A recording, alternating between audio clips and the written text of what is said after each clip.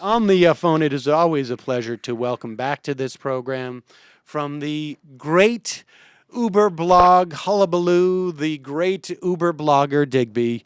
Welcome to the program, Digby. Thanks, Sam. Thanks for having me. So there is,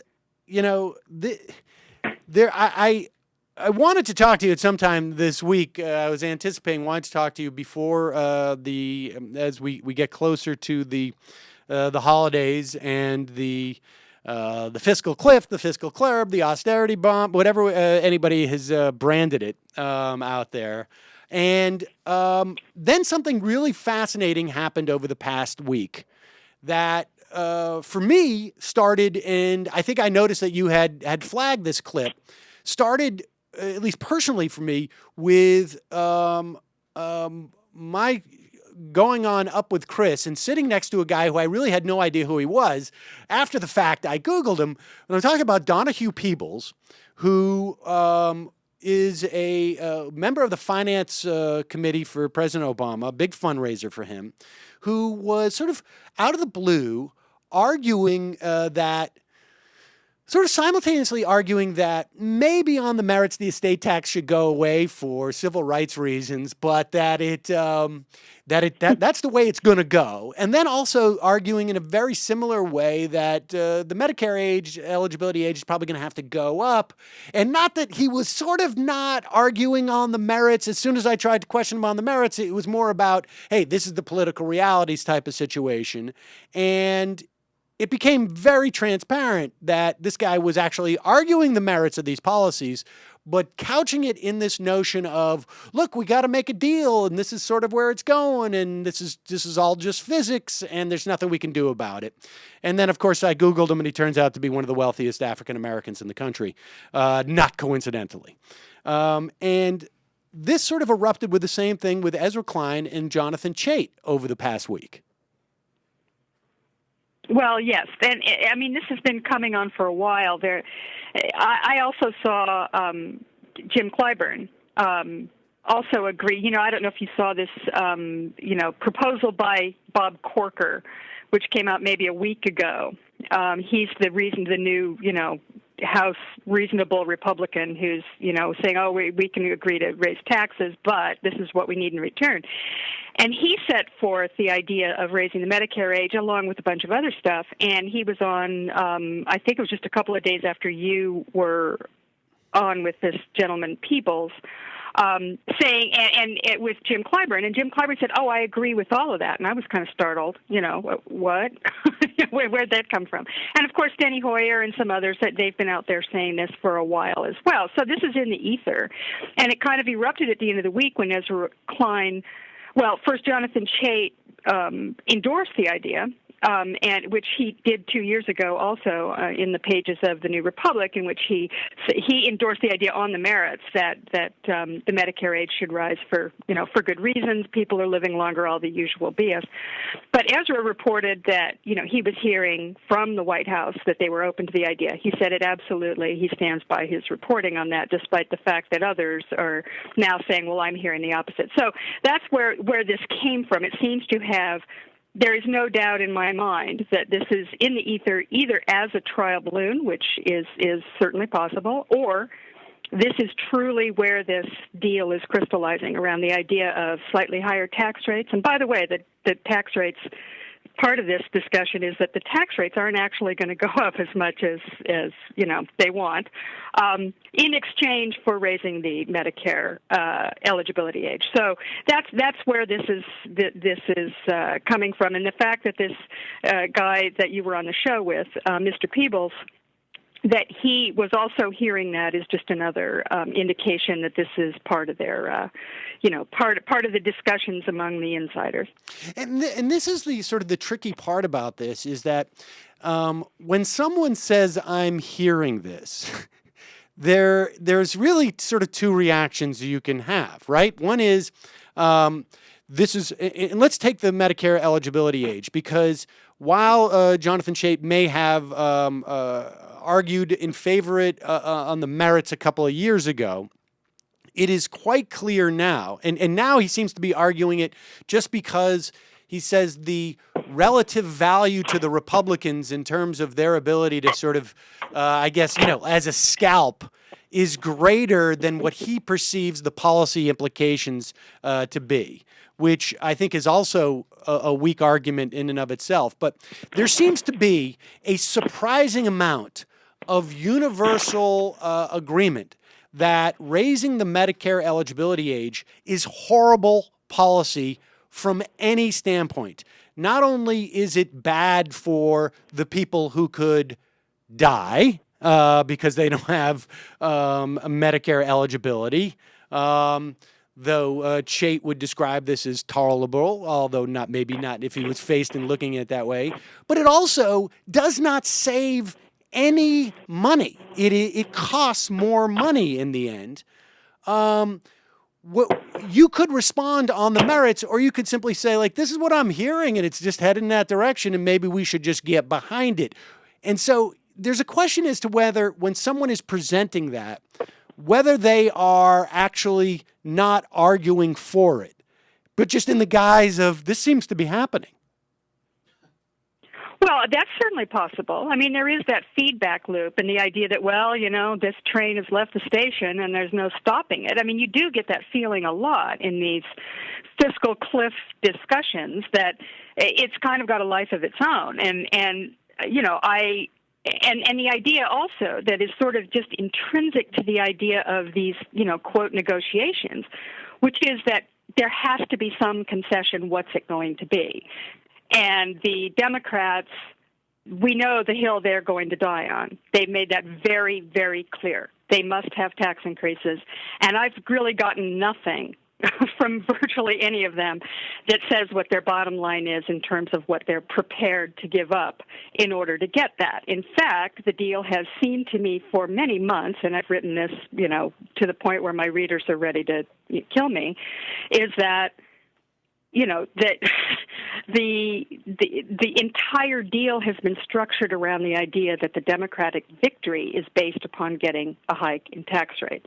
And that is the essence of the victory. It's not, protecting Medicare and Medicaid. It's not, trying to, the president terms it a balanced approach, but the only thing he's been specific about has been the tax hikes, that they have to go up for the wealthiest 2%, which I'm not unhappy about. I mean, of course, I think they should go up. They're doing very well in this economy. I don't think it will have adverse effects on our economy, generally speaking. But that, but nonetheless, that seems to be the only thing that the Democrats have said is their bottom line in this deal. So, that we've accepted that as well. There has to be a concession. The Democrats are going to get their tax hike. So, what are the Republicans going to get out of this? And I say nothing. I realize that one should not say that, but the president won the election. Well, but here's the other rub is that if this is the hill that the Democrats want to die on, there's an easy way for them to actually not have to die on this hill, and that is to do absolutely zero. All they need to do, every Democrat in Washington could say, I'm going on vacation for the next 3 weeks starting today. And when they come back, they will have won. If that, they do need to do nothing, they can come back, force the Republicans to vote against a tax cut for anybody who is making, or every dollar made under $250,000. And then, and of course, Republicans, how could they vote against that? Maybe they could, but not at an extreme political cost to them. One which would never end, right? Because on day one you suggested, on day two you suggested, you keep suggesting it every day. So this is the sort of the trick that's been set up here, is that if this is the thing that's most important to them, there's an easy way to deal with it. Go on vacation, do nothing, spend the next 3 weeks in the Bahamas, or I don't know, where do people go on vacation? But that's all they need to do. Absolutely. And of course, it's what they should do, because you reset the entire argument when they come back and, the taxes have gone up, everybody gets to be a tax cutter at that moment. Suddenly, they can link arms and, strut around saying, look how many taxes with the Obama tax cuts, they're just, look what we've done for you now.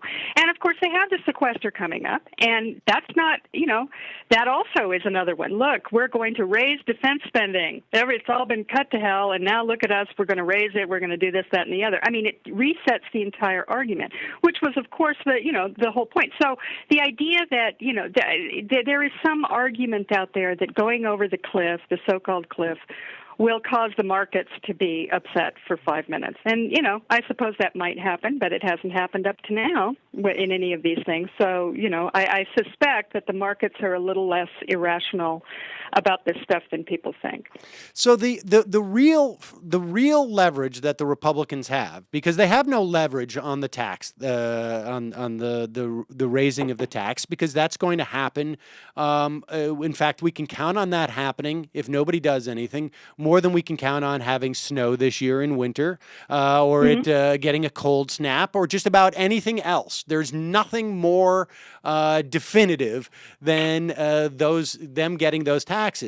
The real leverage seems to be the debt ceiling, and the other wants, supposedly from the administration and from the left, would be, of course, to avoid the sequester cuts on non-discretionary spending, and to provide some measure of stimulus for the economy in the form specifically of things like extended unemployment benefit unemployment benefits, perhaps something to replace the Social Security moratorium tax cut, some type of earned income tax cut, or just, you could, I guess, when you offer the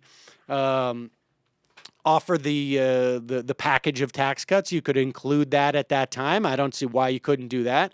You could also offer it as part of the tax cuts, the unemployment benefits. So you've got all that, and the only card that the Republicans have is to threaten to kill the economy again. And I have to imagine, even though I don't put it past the Republicans to do it, to vote against raising the debt ceiling, I have to imagine it's going to come at an even greater political cost than it did last time, because one, you don't have the president is not up for reelection, so he can't suffer the implications of that.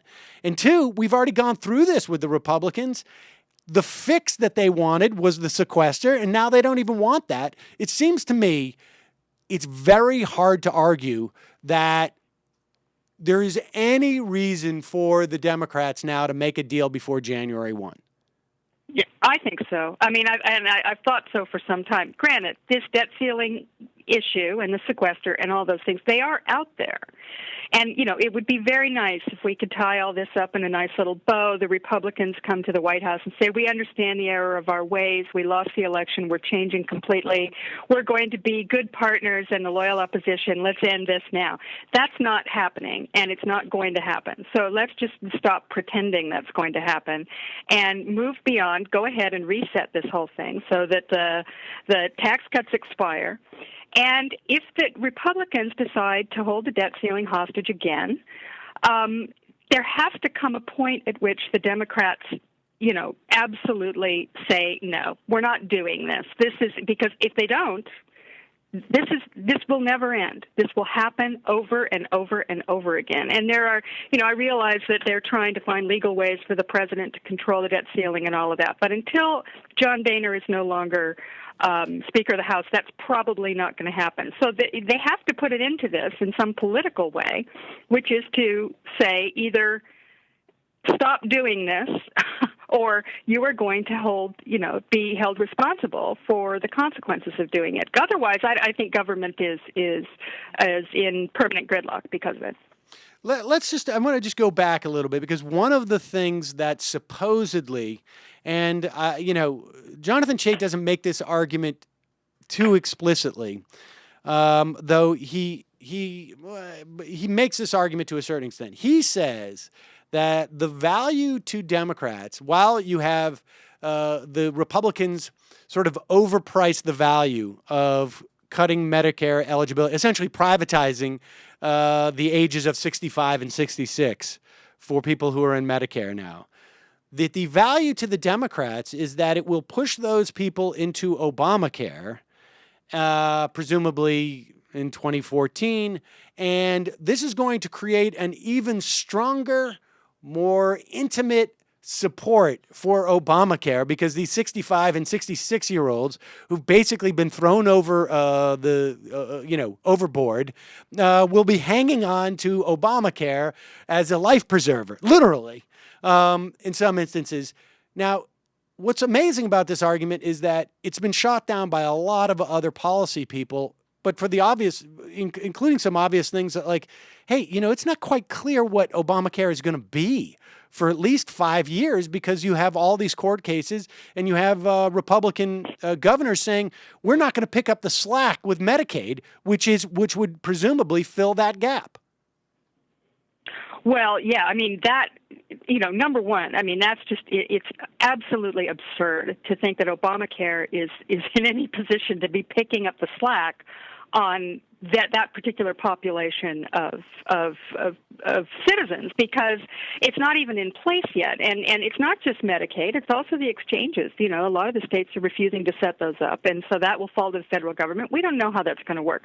Look, Obamacare doesn't really exist at the moment. It's theoretical, and it's going to have a lot of things to work out if it's ever even going to work at all. You can't take that particular population of sick people, and older people, and put them into something that doesn't exist. That's crazy. And in fact, it's mind-boggling to me that when it was just a couple of years ago when we were debating whether or not to lower the Medicare age during the health care debate, and that came very close. Of course, Joe Lieberman put the kibosh on that, but that was actually a very serious discussion that was in the health care debate to lower it to the age of 55, and now we're talking about raising it. I mean, that's insane.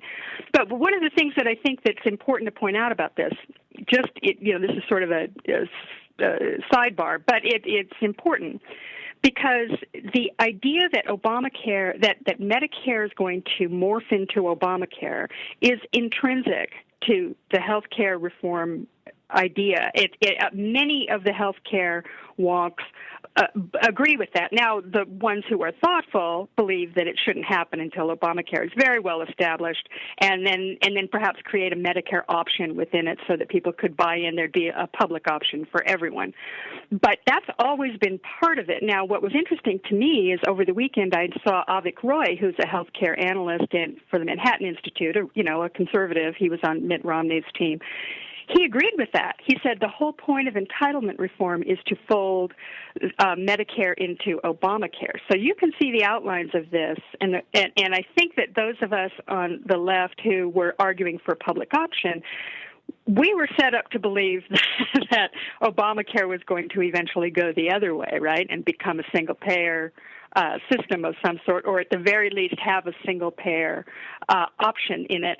And so that's kind of the underlying argument in this whole thing going forward. And people who, activists, healthcare activists, need to understand that's kind of that's the framework that we're dealing with. So this is just kind of step one in a long-term process of essentially privatizing more and more of Medicare. Exactly. And making it it's basically turning it. I mean, Obamacare is in many respects, when you get aside from the new regulations, at least in terms of providing more access to health insurance, becomes more of a form of welfare and subsidies program.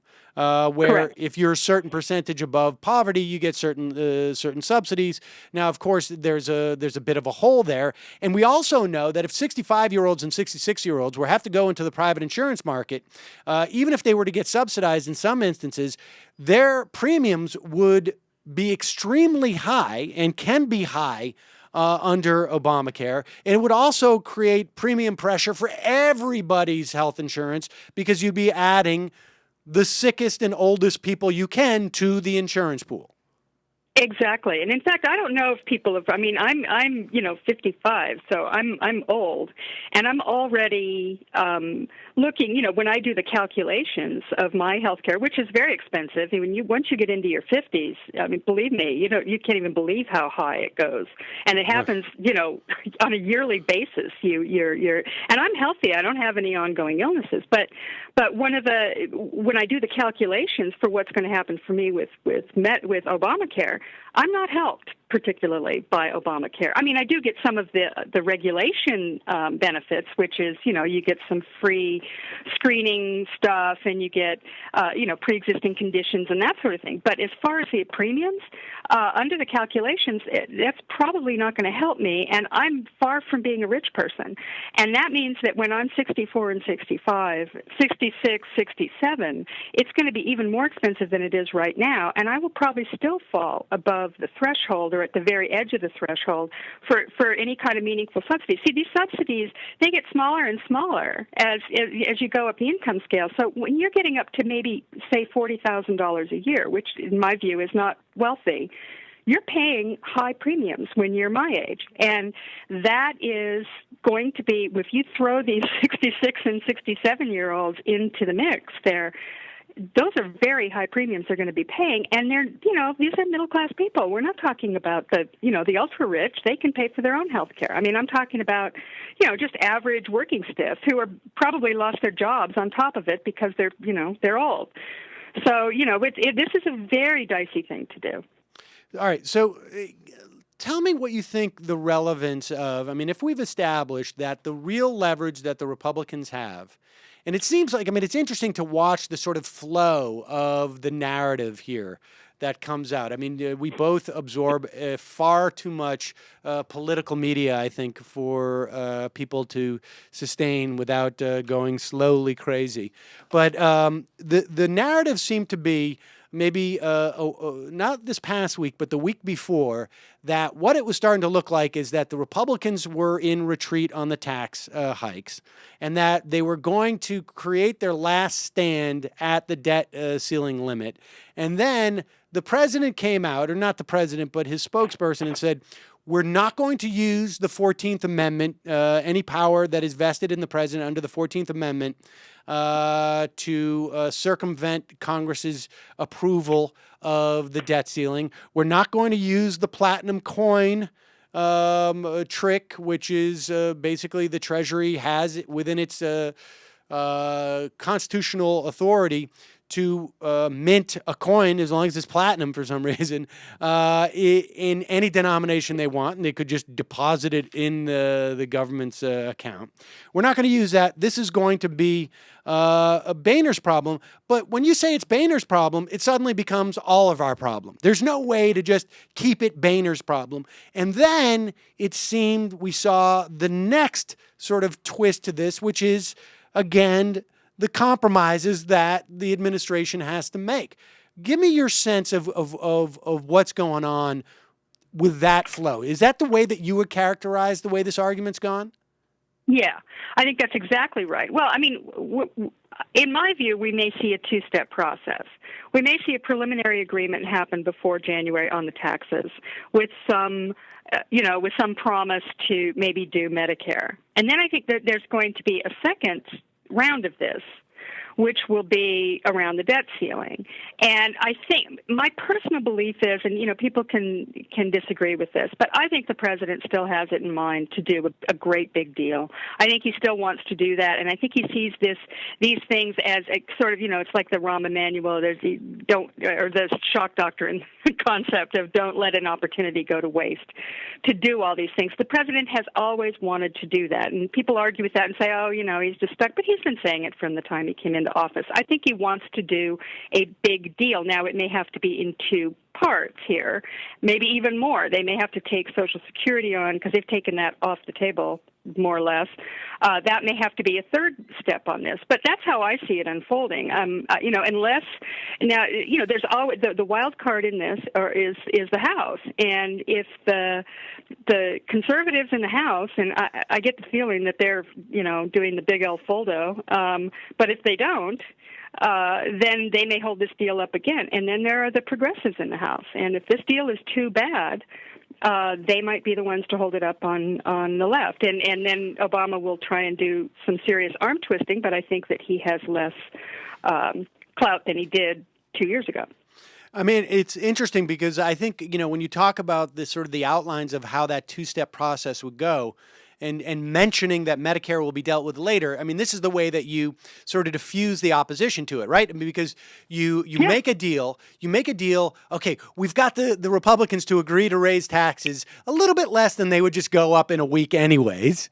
And in return, we are committed to doing something about Medicare. Now, it's very hard for people on the left to argue, well, against something that is so sort of like ephemeral. But then 2 weeks later, the argument or the debt ceiling, you go, well, we did make a promise to deal with Medicare. So we're locked into that. I mean, so this is the way that you do it. I mean, I every time I negotiate with my daughter, this is what I do.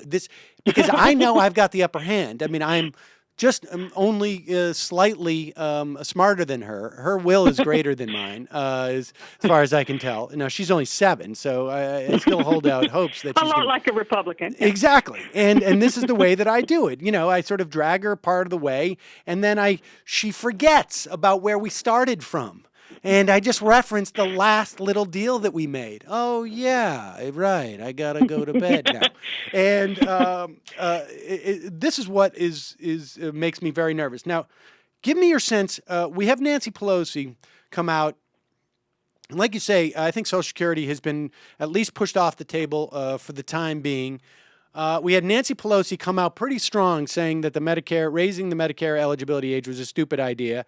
And then Dick Durbin had an appearance this past weekend on one of the weekend shows, which is in some ways being touted as him coming out against the raising the Medicare eligibility age too.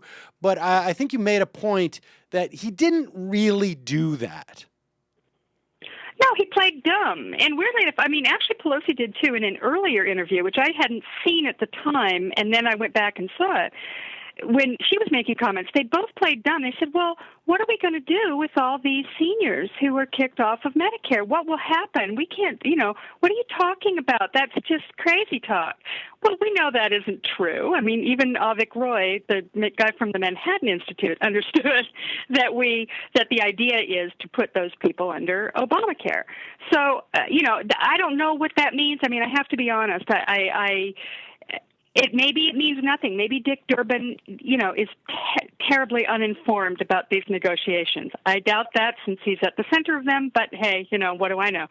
But whatever it is, there is something there that's very curious because they, of course, know what the plan is. And the idea that they're playing dumb about it makes me realize, to me, and again, just reading tea leaves, that says to me that it is definitely part of the negotiations. The fact that they both sounded like idiots on that issue made me realize that this is in play. I just want to be explicit with this so that people understand. Dick Durbin is not putting up a blanket opposition to the idea. He's simply saying, there's a problem here, and I don't know how we deal with that problem. And now the implication being that, well, if somebody came in and gave me a decent solution to that problem, I could change my mind. He's saying this, and what Digby is arguing is that he's saying this with full knowledge that there's a supposed solution to this out there. And so he's inviting people to come to him with this solution. And I think, this is the thing that people have to understand as the way that politicians work. They allow them, so they can set up a premise that they know can be dealt with. They set up a predicate. Here's the roadblock, folks. And I'm just waiting for somebody to come and tell me how we can get around this roadblock. Oh, that's convenient. Here comes that guy with that route around the roadblock. So, all right, let's talk also about the concept of a trial balloon and all in the concept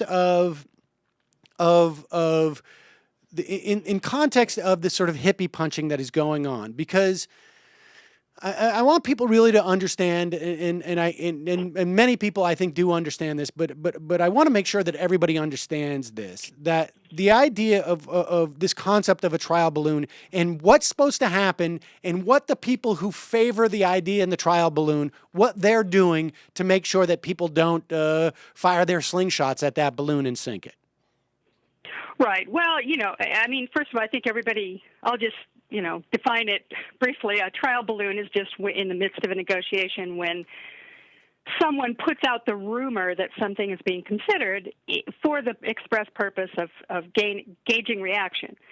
And, either that or, trying to push the narrative in the press, and I think that's a big part of it, to sort of come to accepting this particular thing prior to it actually being announced. So you don't know where that is. But, one of the things that happens in these trial balloons is that those of us who object to it, which I consider our responsibility, I don't know if they're selling out Medicare. I'm not in the room with Boehner and Obama.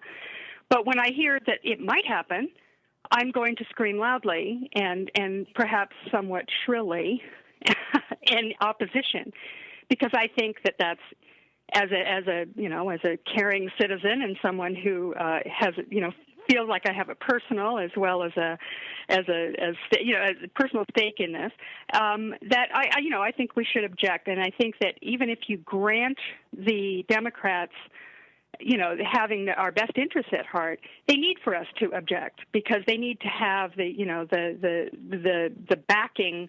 If they're trying to avoid doing something terrible, they need to be able to go to John Boehner and say, hey, you got your Tea Party, but look I've got all these liberals who are losing their minds over this. I can't do it.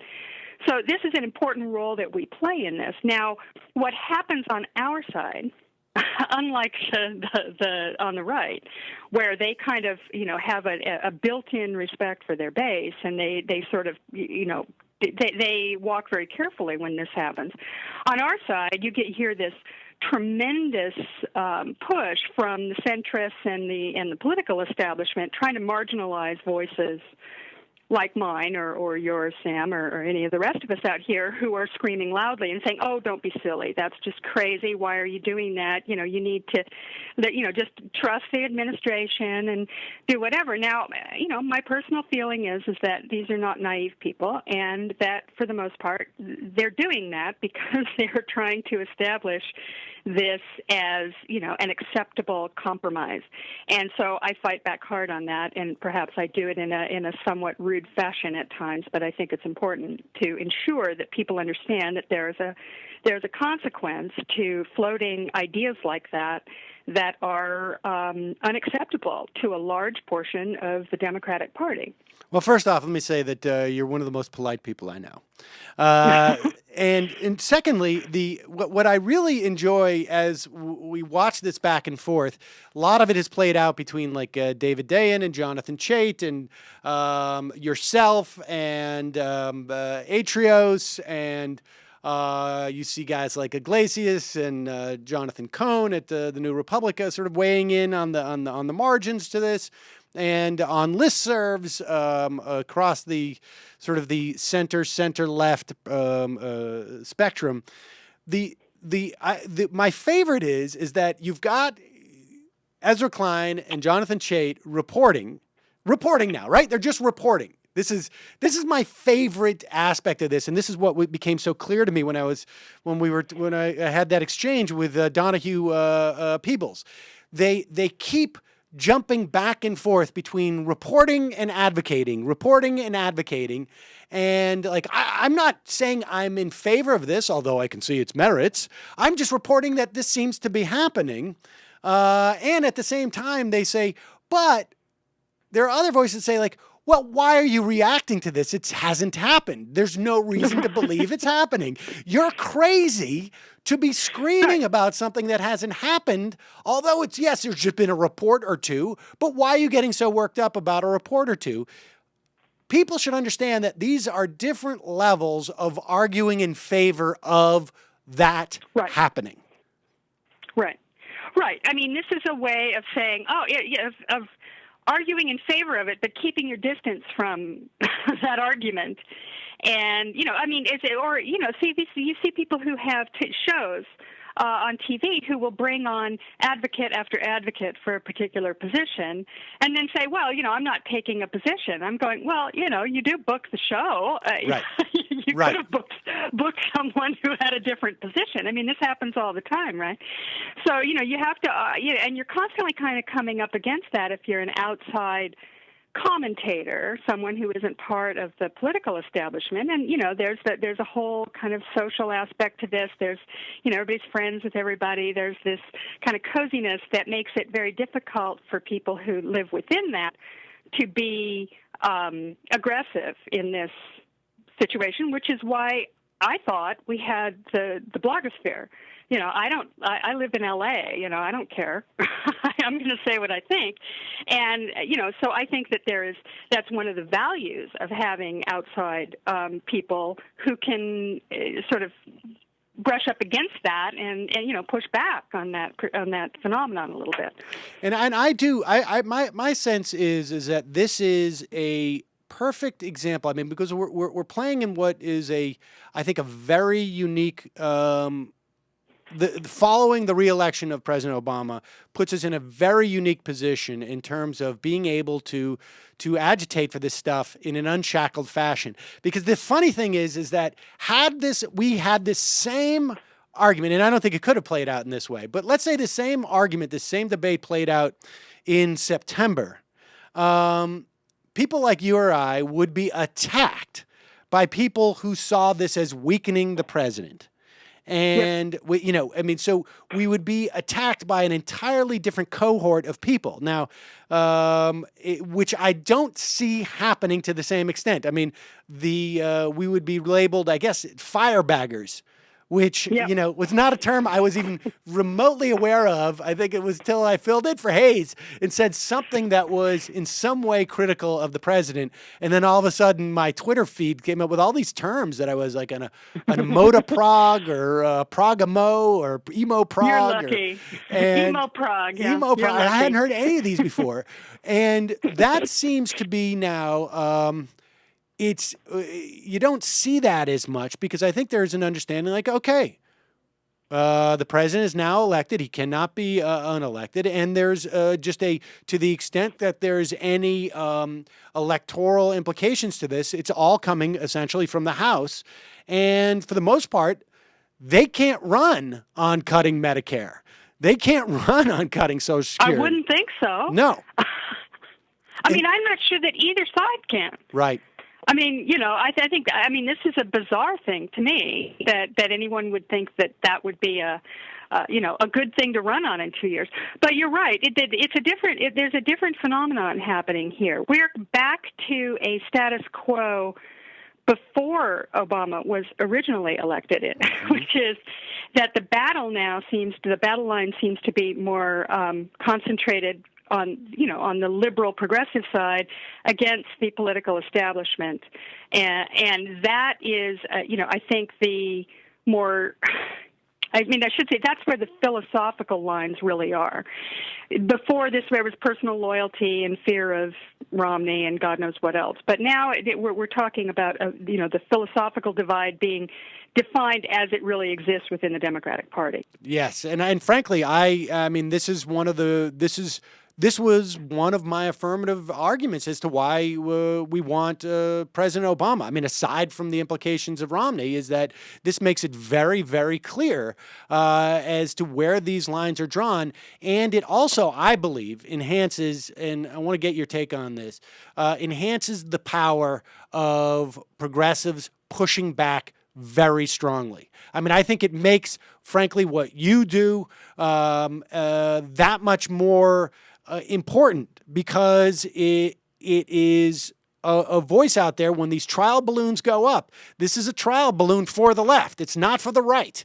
And I don't think it's, for the establishment. Of course they want to cut Medicare and Social Security. It is to see how much can we get away with. And it's at moments like this, and particularly because we're talking about influence with House members. where actually, like, 1,000 people in your district can make a big difference if you're running for Yes. Congress. This is where I think our power increases and our ability to scream and yell about stuff increases dramatically. Yes, I agree with you, and I think even in terms of the president, and people will disagree with this, but I think you and I've talked about this before, that President Obama he's no longer going to running for anything ever in his life again. So he is in the process of establishing his legacy, and that is going to depend in large part on the liberals, and he will never be extolled by the right as a great president if that's what he cares about. So at this point, he has a different relationship with us as well. It's not quite the same. He needs something from us now in a way that he didn't. Now, I don't know how powerful that is, and maybe it isn't powerful at all, but I do think it exists. And as far as the House members are concerned, this is huge, and that is the one place where the work that we've been doing over the past few years, unabated, in working on the House of Representatives, many groups from Credo to Move On to my group, Blue America, we have been working very, very hard to have an influence on the House Progressive Caucus. And I don't know if you've noticed, but this time you've got, at the very least, I mean, it's not everything, and I don't know how strong these people are going to be, but you've got Keith Ellison out there, you've got Raul Grijalva out there, you've got, various members of the, Peter DeFazio, various members of the Progressive Caucus out there making the public argument for the progressive side, which is no cuts. They are actually saying that, and that's different than it was last time. I mean, there were a few, but this time it's a much more systematic kind of program, and they're out there doing that. And all of these people know, believe me, they do know, that if they vote against this, if they do, there will be repercussions on the left, and we have a much more direct and very clear influence with them than we do with the president, for instance, or even the Senate. But I mean, so I think that the stakes are very much different, as you say. Yes. Well, Digby, as always, tremendous pleasure to talk to you about this stuff. We will be back in touch. Hopefully nothing will happen between now and January 1st, but we shall see, and we will talk about either the implications of what did happen or of what we anticipate happening soon enough. Again, Digby from the blog Hullabaloo at digbysblog.blogspot.com. Always a pleasure.